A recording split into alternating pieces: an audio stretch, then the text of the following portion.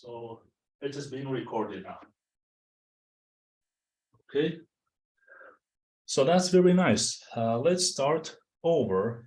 And those dashed lines that you can see right here represent the crystal planes. So here we have one plane, and here we have another plane. If we go to Bragg's method, you will see that we have very nice arrangement of atoms. So the vertical distance between the atoms, it is equal to the horizontal distance between the atoms. And you will see with the Bragg's method, the atoms arrangement is very nice, organized very well. But here we have something different, guys. You can see that we have atom here and we have another atom here. So the atoms are not like this. So we have one of them right here and the other one right here. Okay. And we, of course, guys, hit those two atoms with X-ray. So we have one incident beam comes to this atom and another incident beam comes to this atom right here. So that's very nice. What do we mean by n hat? N hat, guys, represents the direction of this incident beam. And also n hat here represents the direction of this incident beam. We know that we have like a large number of beams like hitting the lattice, but we just have like small number because we have example. And I just have two atoms because this is example. But in reality, the number of atoms is huge and the number of beams also is huge. And this is just example. Just we have two incident beams, guys. N hat represents the direction of the incident beam. Let's come here, guys. According to the reflection law, we know that if we have incident beam, we should have a reflected beam. And this is what we have, guys, right here. And you can see that n hat prime is the direction of the reflected beam, this reflected beam, and n hat prime is the direction of this reflected beam that we have right here. That's very nice. Let's now come to K. What do we mean by K? K here, guys, is the wave number. So you still remember, guys, 2 pi over lambda. So 2 pi over lambda is the wave number or the coordination number or the, if we consider n hat times K, so that will give me the direction of propagating the wave. Okay, so yeah, so K here is the wave number and K prime here and K prime here also the wave number, guys. So wave number and wave number, we have incident beams and we have reflected beams, as you can see right here. Now, as you can see, guys, there is a very important thing here. You can see that between this path and this path, there is path difference, guys. So to figure out that path difference, you just need to have perpendicular line on this n hat direction. So if you create perpendicular line from this point to the n hat direction, you will see, guys, that there is here kind of extra length here that can give me path difference. So there is a path difference, guys, between n hat prime and n hat prime here. So there is path difference, guys. If we come here, also we can see that there is a path difference here. Okay, you can see, guys, if we try to create here perpendicular line just to have this with a length equal to this, you will see that there is like here very small distance that can represent the path difference for the incident waves of force. And this can change, guys. Maybe we have another beam coming down, and the other beam that's coming down here will have, of course, different path difference. Okay, so that's very nice. Now, what I'm going to do, and maybe I need to go a little bit back like this, so you can see maybe the whole figure like this, that's fine. Now, guys, if I consider this path and this path, so between those two paths, there is a path difference. And this is what we need to find, because that will help us to figure out Laue condition or diffraction. Now, how can we do that, guys? So now we need to come here. Maybe I need to come a little bit forward so you can see what do we have here, guys, right here. So here we have the path difference. I can derive this for you guys, so that's totally fine. I will do that once we finish, so I will derive this for you. But for now, let's, guys, figure out the path difference. If we come to this figure right here, we can see, guys, that there is a distance d here between this atom and that atom. And also, guys, this normal line with respect to n hat and this normal line with respect to n hat prime like have angles with respect to d. So you can see that this line has angle theta prime with respect to d, and this normal line has angle theta with respect to d. Now, according to Pythagoras, guys, according to Pythagoras, you will see that d cosine theta, so d cosine theta actually represents this line that you can see right here. Okay, and d cosine theta prime represents this line. So what I'm doing here, I just decompose d to d cosine theta prime and d sine theta prime. So actually, maybe here you misunderstood me. I just try to explain that d cosine theta prime comes from this triangle and d cosine theta comes from this triangle. And I think the good idea, maybe to show you that, is just to indicate to this line and indicate to that line. So I will have a marker here and try to show you that. So this represents this line, and this represents this line. And you can see that easily because d cosine theta prime represents this line, and d cosine theta represents this line. So that's very nice. But we are looking for this distance, guys. We are looking for this path difference. So what we can do here, guys,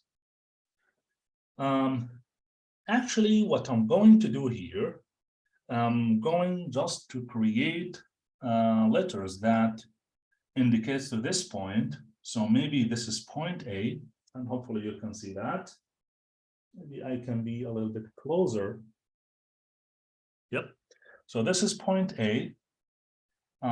Maybe here we have point B, and maybe here we have point C, which is here, and maybe here, right here, so A, B, C, we can have point D right here, this point. Now, what I'm going to do, I'm going to create vectors. So let's assume that D is a vector, so it will go from point B to point A. So we'll have this direction for D if it is a vector. So we can add vector sign, that's fine. But it is magnitude here, it's a number. But it can be considered as a vector. Okay, this is the direction of increasing D. Now, let's see vector, let's see here, vector AD. We have another vector, which is vector AD. So we can have vector AD like this, comes from A to D. And then we have vector DB, goes from D to B. Okay, that's very nice. And also we can create another vector, guys, goes from B to C. So have vector BC. And then the last vector is a vector CA. It goes from C to A. Now, if we are looking for the path difference, guys, that means if we are looking for the path difference, so I will benefit from this small space here to derive what we have right here. Okay, so the path difference actually, guys, is dB plus BC. So that will give me the whole thing here, which represents the path difference. So what I need to have here, I need to have dB, so vector dB, okay, maybe I need to raise the camera a little bit up like this, so you can see what we are doing. So we have vector dB, which is right here, and it is equal to, plus vector BC, equal to vector BC. So if we add those two together and then get the magnitude, guys, so that will give me the path difference, which is this one right here. So just add them, which will give you the resultant, and then give the magnitude, so that will give you the path difference. But we don't know what is BC, and also we don't know what is DB. We need to figure out these vectors, and to do that, we need, guys, to consider this triangle and also this triangle here. So we have vector coming like this, another vector coming like this, and here we have the resultant, and we have another vector going like this, and another vector going like this. So yeah, so we have a resultant here, which is D also. So that's very nice. Let's see here. Yeah, so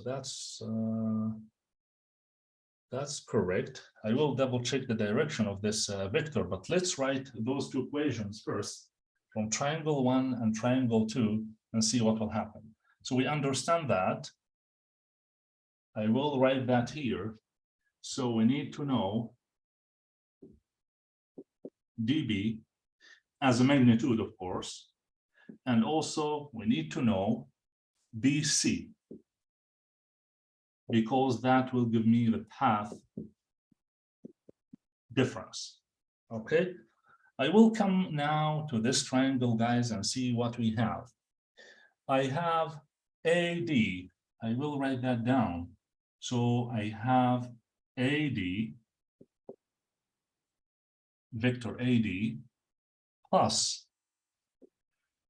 vector DB, and that's equal to the resultant, which is D, of course, as a vector. And I have another equation from this triangle, guys. So let's see, what do we have? So from this triangle, we have BC. So we'll write that down. So we have BC plus, and I have CA. So we have CA, and that's also is equal to D. Now, what I'm going to do here, I'm going, guys, to subtract those two equations from each other and see what will happen. But before that, I will double check CA first. And BC, so this is the direction of BC, and this is the direction of CA, so that's right.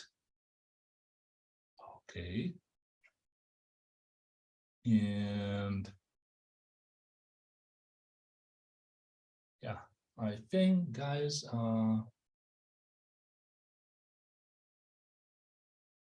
I think CB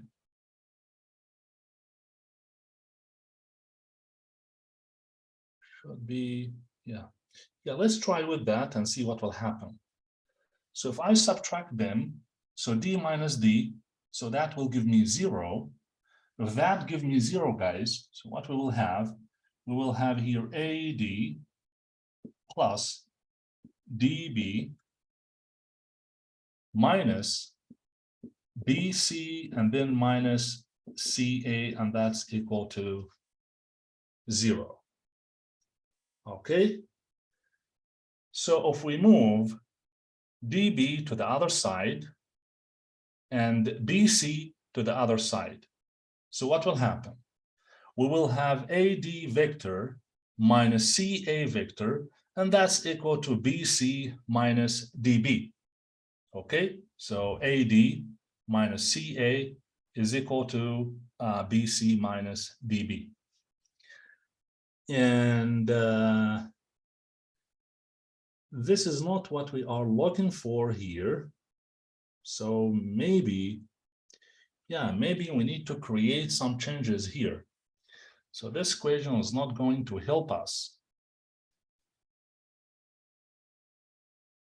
So let's see what we can do here. So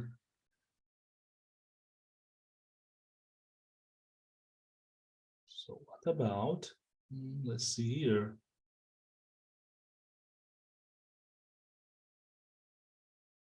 What about,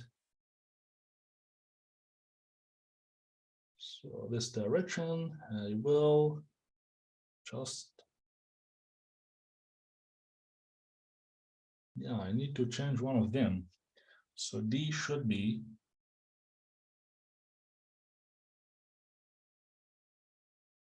D should go from here to here. So this is the resultant for this.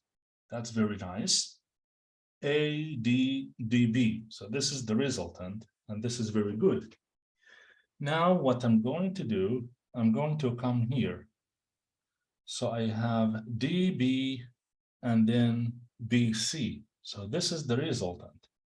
I think I need to change this equation here. That was my mistake, guys.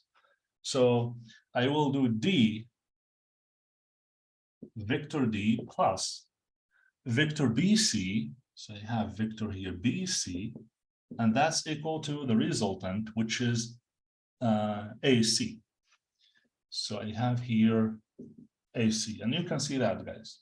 Yeah, I made a mistake with the direction of D, so it goes down, so that can help. Now what we can do, guys, we can try to modify this equation. So I can move D to this side and move AC to this side. And that will give me something like this, guys. So I will have here minus AC, and I will have here minus D, because I moved D to the other side and moved AC to this side. Okay, so we have negative sign here. That's very nice. Let's now, guys, subtract equation, or let's add those two equations together and see what will happen. Yes, we need to add those two together. If I add them together, so D minus D, that will give me 0, and you will have here DB plus BC, which is very good, and that's equal to, we have here AD minus AC. So you can see that, guys. Perfect. So we got the equation. Now, guys, you can see that DB plus BC. What is DB plus BC? DB plus DC actually is the path difference, which what we have right here. and it has something to do with AD and AC. So we can benefit from those two equations, d cosine theta prime and d cosine theta. So you can see, guys, now, if I come here and substitute AD with d cosine theta, so we'll see here that you have d cosine theta as a magnitude, of course. So I can do that, guys. That's totally fine. We can have magnitudes, the magnitude of this vector plus the magnitude of that vector, and the magnitude of this plus the magnitude of this. Okay, and AC actually is d cosine theta prime. And hopefully you can see that, guys. Maybe I need to move a little bit to this side. Okay, so now I will write that like a very nice equation. And don't worry if I erased this equation, because I'm recording the session and I will post note. So don't worry about that. So we have now, guys, dB as a magnitude plus BC as a magnitude. So that's equal to d cosine theta. So d cosine theta, sorry, here we need to have minus sign because there is a minus sign here, if you still remember. So we have d cosine theta prime. So this is the path difference, guys. It is similar to what we have here. So d cosine theta plus d cosine theta prime. And here we have plus sign.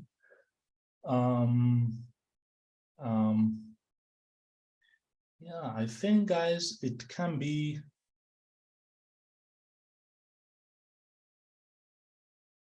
okay. So yeah, we can avoid that even if we keep this negative sign, and I will show you how is that. So if I need to remove this minus sign here and add negative sign here, I will show you why is that, guys. Okay, so I removed the negative sign here and just added negative sign here. That means there is no difference between them. Okay, I will now try to show you how this equation is equal to this equation. If we go back, guys, to the dot product, so we know that, I will erase this. If we go to the dot product, guys, we know that vector A, I will come here a little bit. So we know that vector A dot vector B is equal to the magnitude of vector A times the magnitude of vector B times cosine the angle between those two vectors. Okay? Now, if I come to this equation and try to apply the same idea here and apply the same idea here and see what will happen, the same idea that we have right here.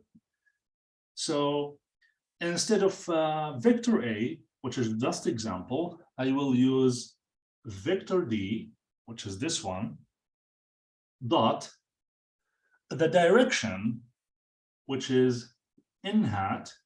So that's equal to the magnitude of vector D times the magnitude of the unit vector times cosine the angle, cosine theta. We know that the magnitude of the unit vector is equal to 1. So we will end up with d cosine theta. So this is what we will have. So d dot n hat is equal to d cosine theta. So this is very nice. We proved the first part. Now let's move to the second part, guys. So I will consider vector D again and do dot product with n prime.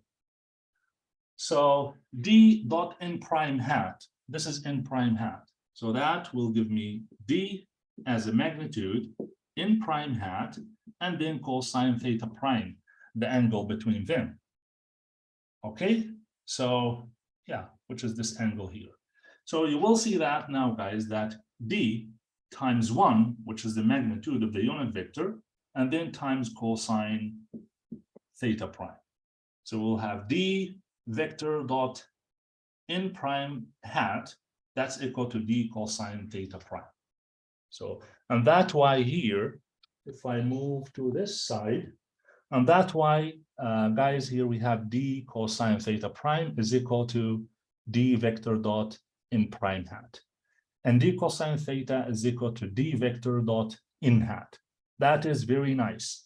And this is actually is equal to the path difference.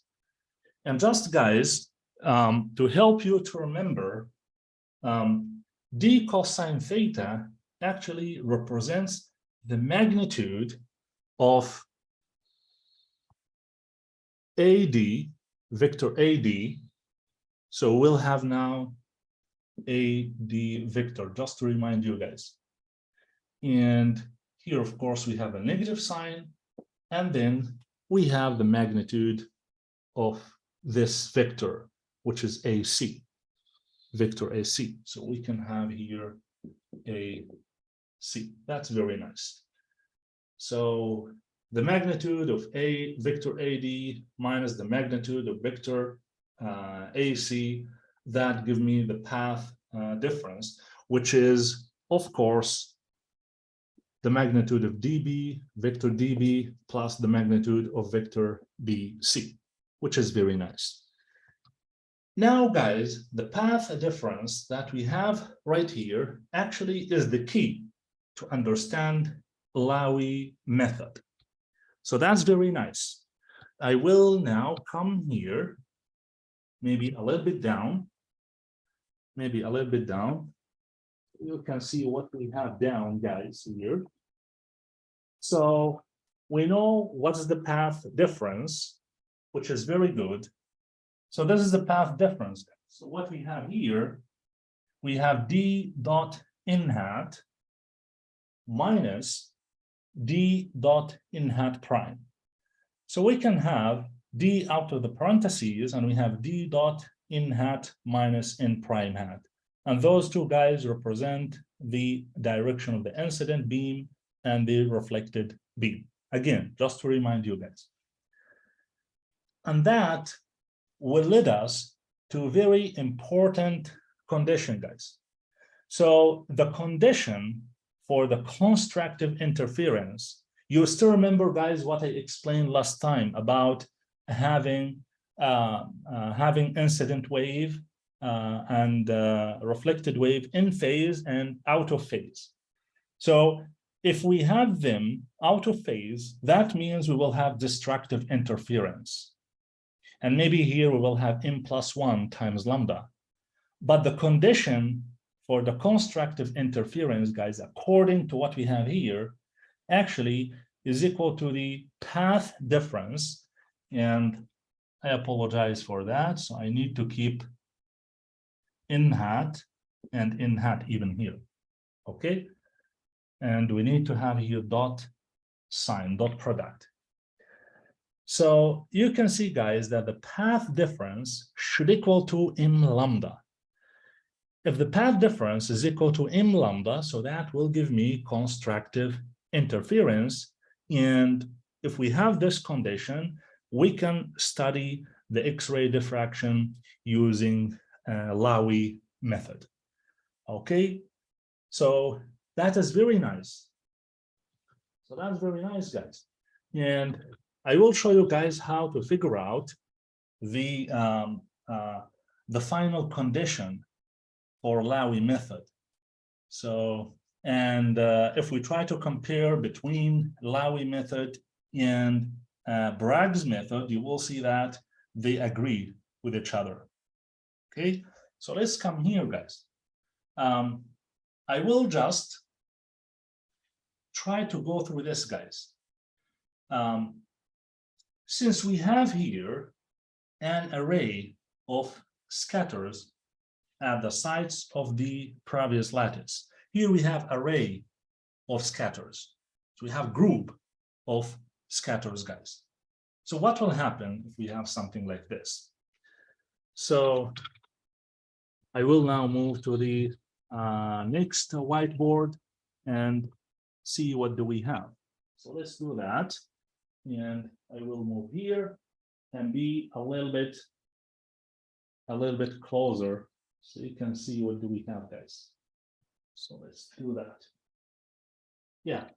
So if we have this condition, guys, which is having an array of scatters at the sides of the previous lattice.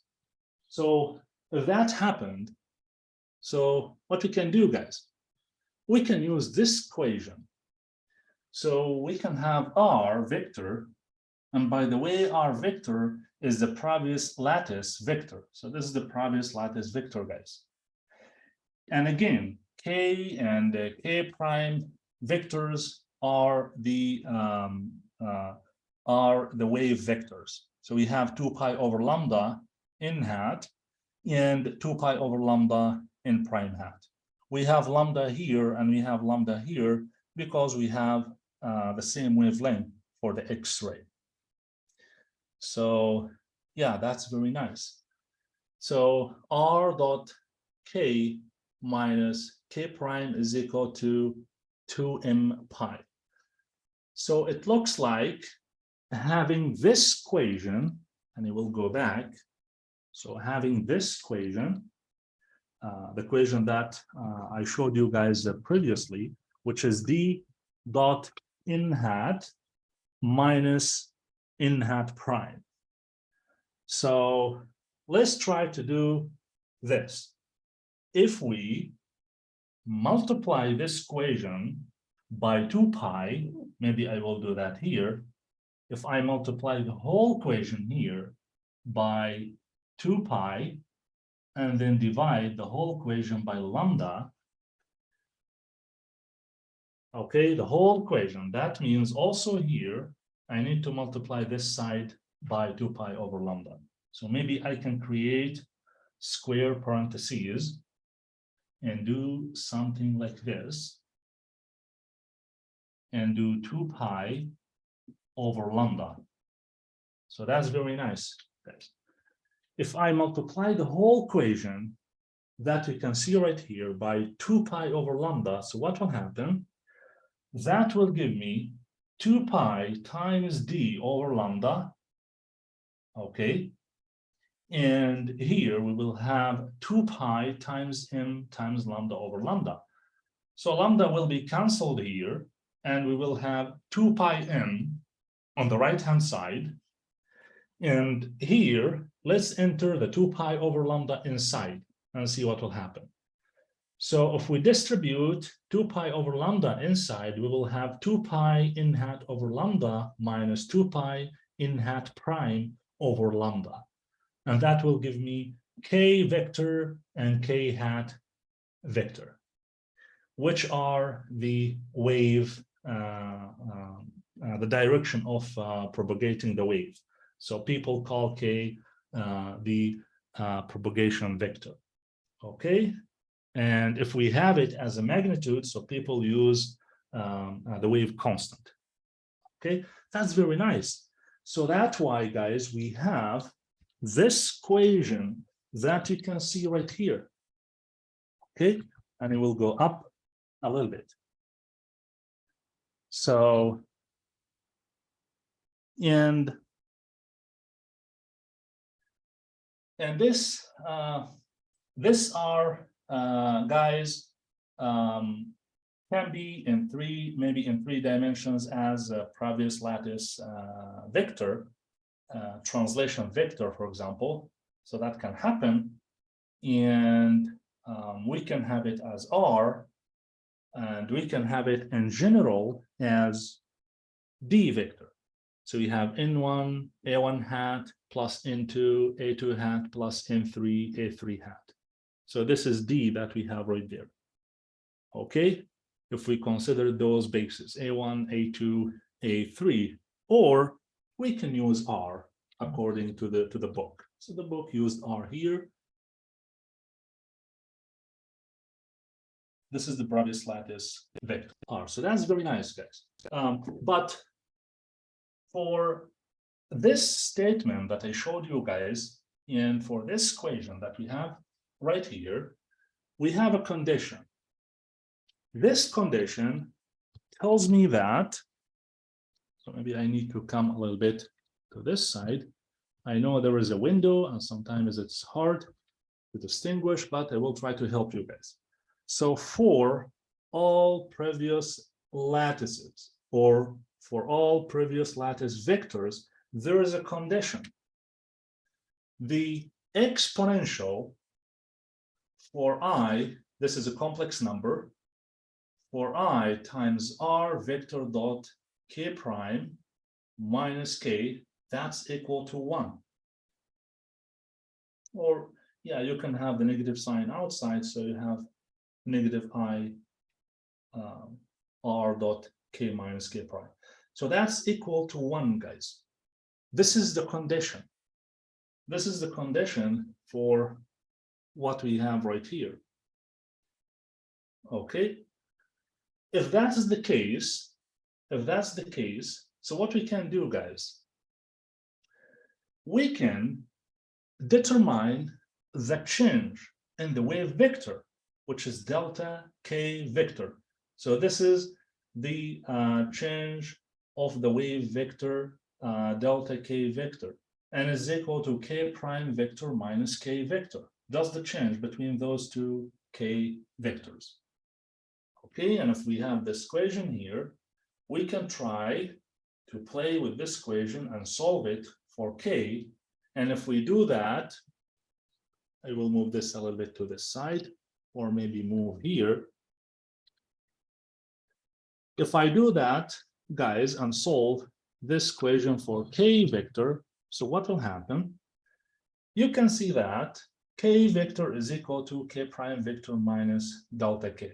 If we are looking for the magnitude, guys, so we can do K vector magnitude is equal to K prime vector minus delta K vector, and then have the magnitude.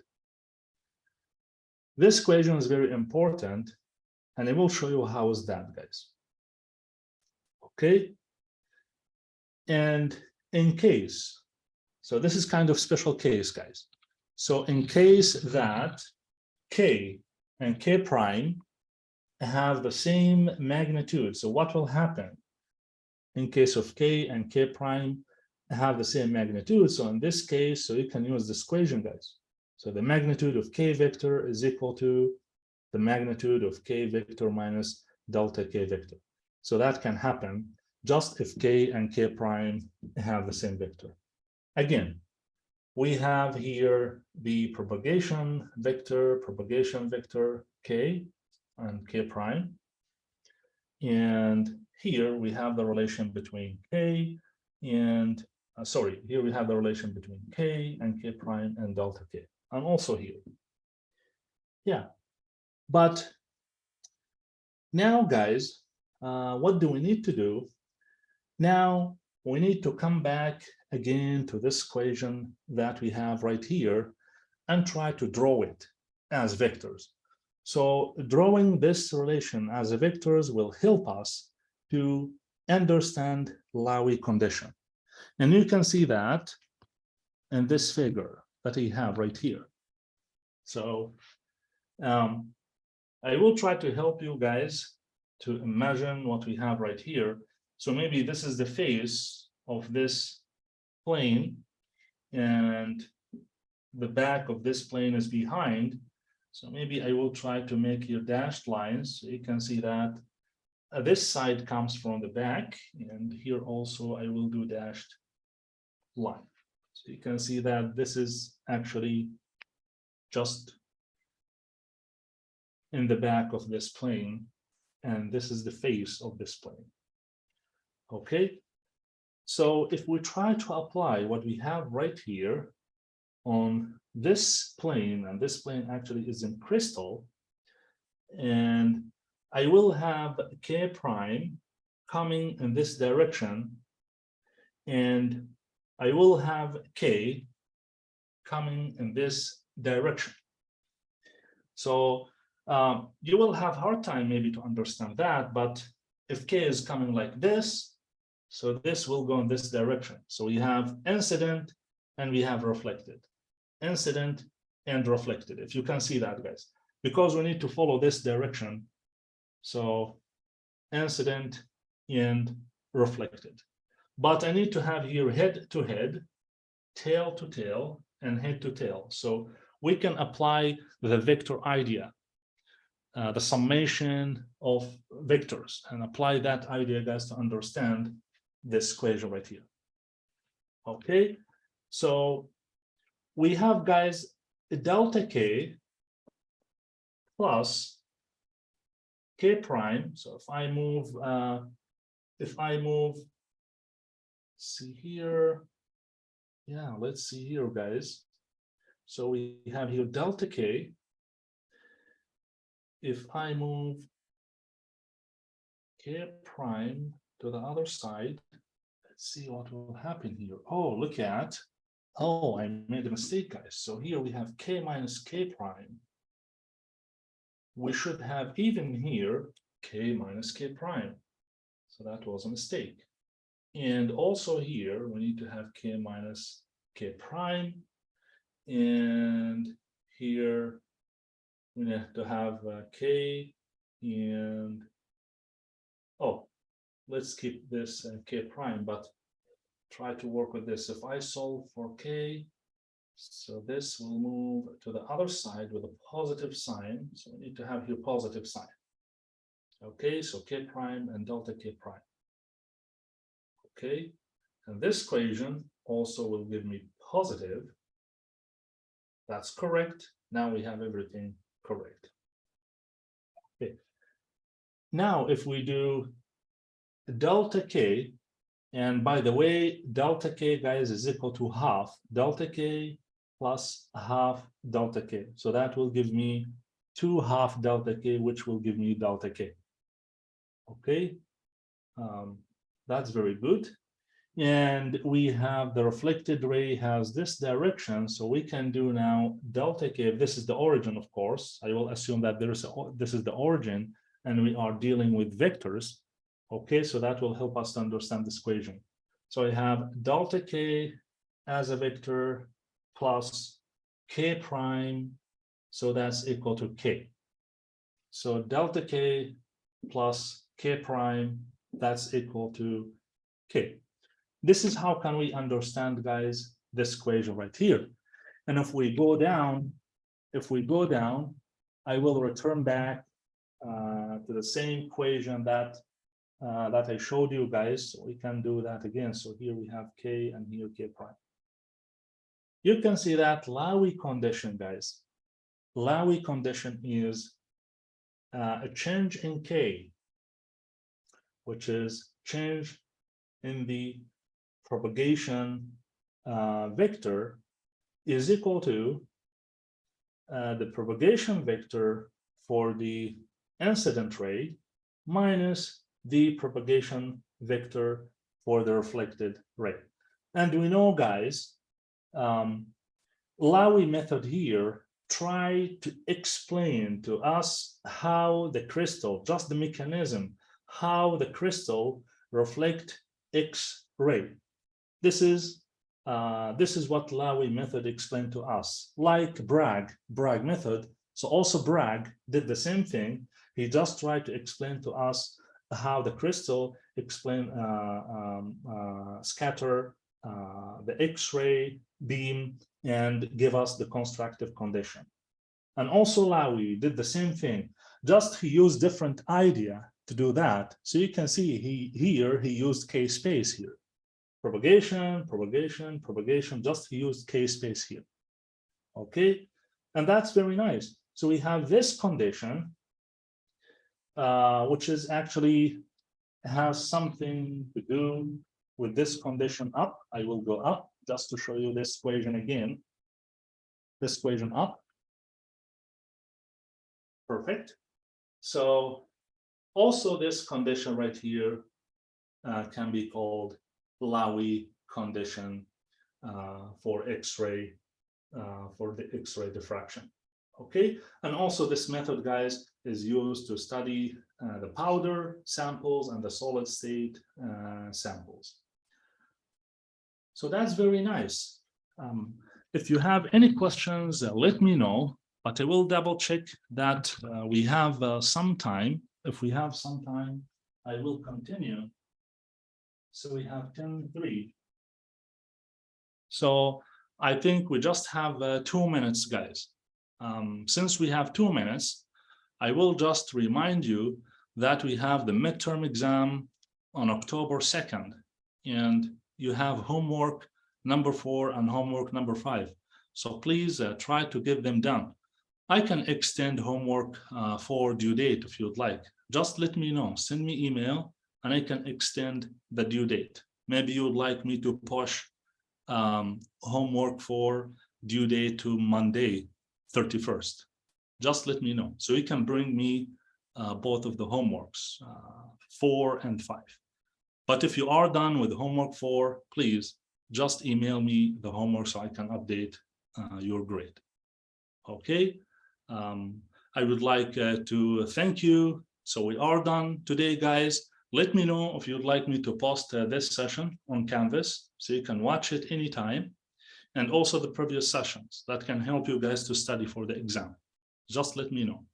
So thank you so much. And if you don't have any questions, yeah, feel free to leave, guys. Thank you so much. Thanks. Bye. Yep. Bye-bye. Thank you so much.